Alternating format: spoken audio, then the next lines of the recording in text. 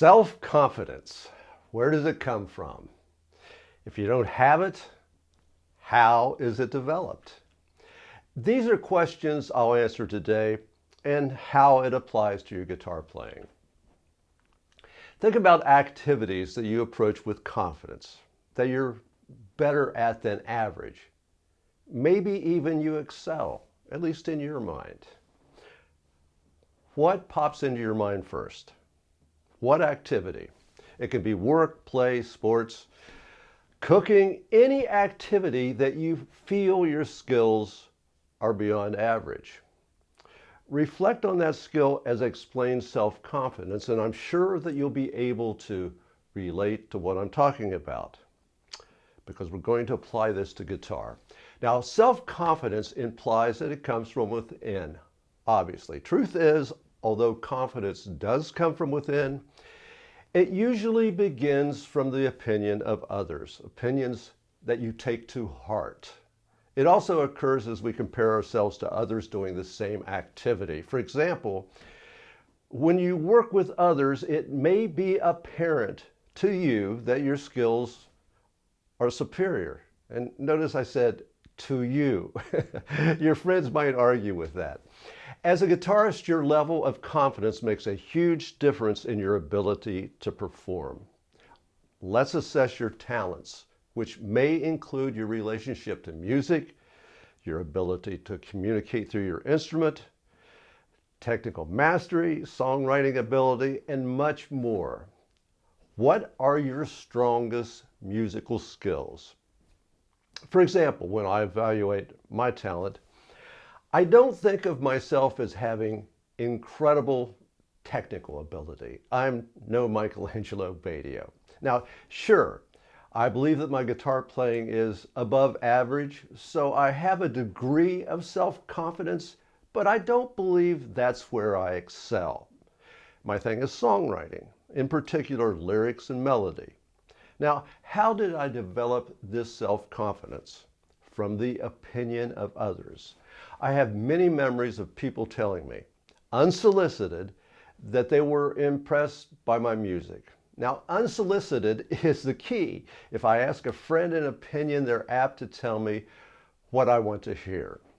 What really boosts my self-confidence is unsolicited praise. I'll give you a couple of examples. Before I began Metal Method, I had just moved to Southern California, and this goes back 4 decades.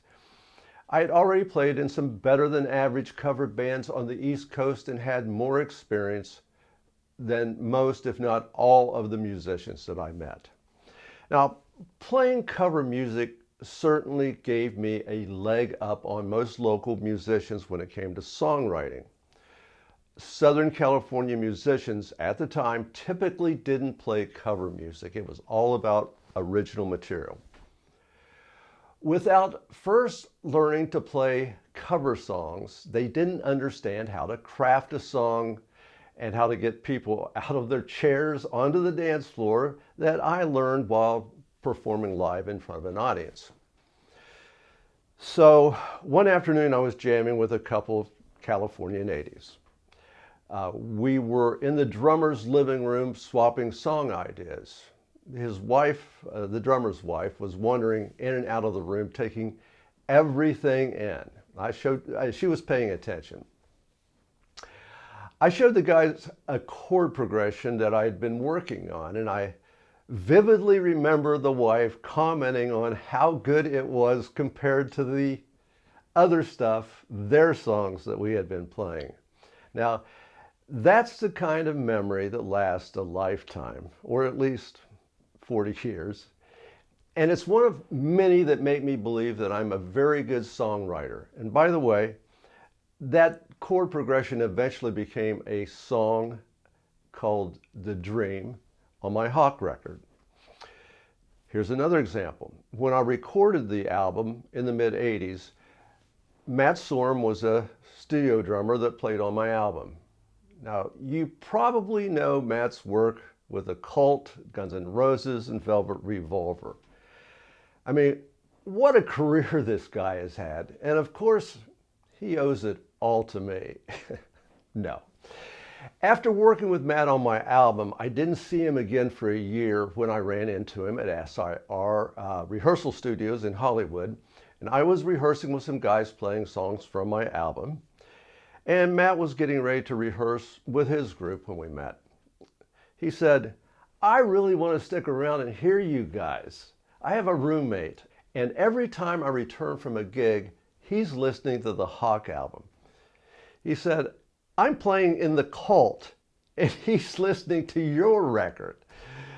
I'm dying to hear this." Well, what do you think that did for my self-confidence? Enough about me. How can you build self-confidence? First of all, you must share your music. Sure, you can do this on YouTube or Spotify or SoundCloud, but it's not the same as interacting with fellow musicians, or even better, playing in front of a live audience and hearing the crowd's response. You can begin this journey by just jamming with friends or joining a local group, assuming that you don't already have this down. Most of my students don't. I mean, many of them fear leaving their home practice area. And that's never going to build self-confidence like sharing your music with others.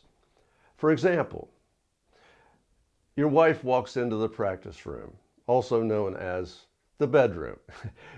You ask her to listen to what you're working on, and she'll say something like, "Oh, that's very nice, honey. I like it." Then you ask her to listen to another piece and she says, "Well, I'm in the middle of a TV show. And by the way, when will you be ready for dinner?" Okay, this is not a confidence builder.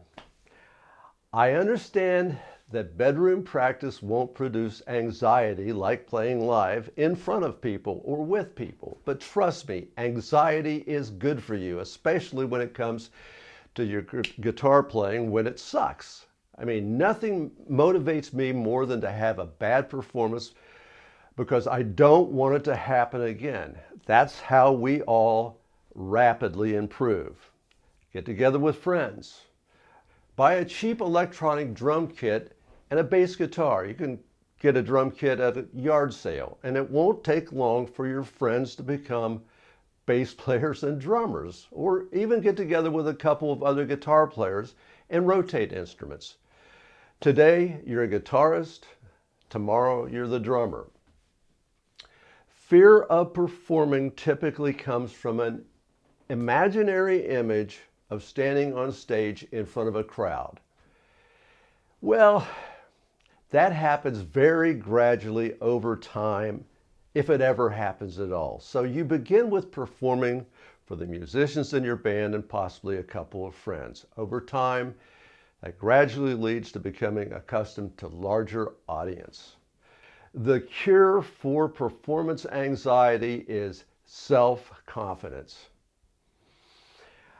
I hope that today's message will lead you to the Grammy stage in the next few years. I'll ask, in return, give me a shout out. "Hey, Doug, I owe it all to you," or at least part of it. Thanks for visiting me today. Now, I got one more thing that I want to say before closing. You may have noticed my Metal Method t-shirt. We are now selling these in our online store that you can get to through rockguitar.com or metalmethod.com. Now, this one was a prototype, I have to admit, but check out the logo. Pretty cool, huh? I mean, it's a really good piece of artwork.